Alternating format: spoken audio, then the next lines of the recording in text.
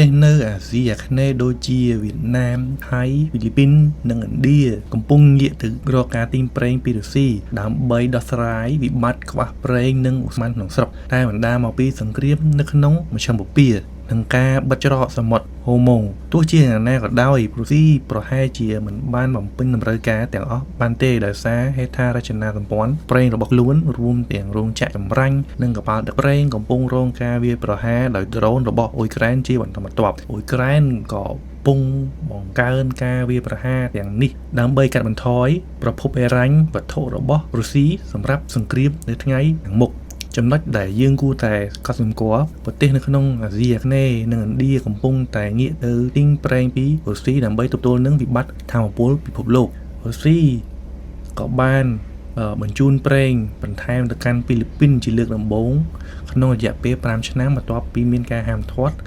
ពីសហរដ្ឋអាមេរិកហើយឥណ្ឌាក៏បានសន្យាជំរុញទិញប្រេងបន្ថែមពីរុស្ស៊ីរហូតដល់ 40% នៃចំនួនសរុបរបស់ខ្លួននៅប្រទេសអ៊ុយក្រែនក៏កំពុងវាយប្រហារហេដ្ឋារចនាសម្ព័ន្ធរបស់ប្រទេសរុស្ស៊ីរួមមានរោងចក្រចម្រាញ់និងកប៉ាល់ដឹកប្រេងដើម្បីកាត់បន្ថយចំណូលរបស់រុស្ស៊ីសូមអរគុណអ្នកទាំងអស់គ្នាដែលបានតាមស្ដាប់ព័ត៌មានប្រចាំថ្ងៃក្នុងពេលនេះសូមមេត្តាចុច Subscribe ដើម្បីទទួលបានព័ត៌មានប្រចាំថ្ងៃអរគុណសូមជម្រាបលា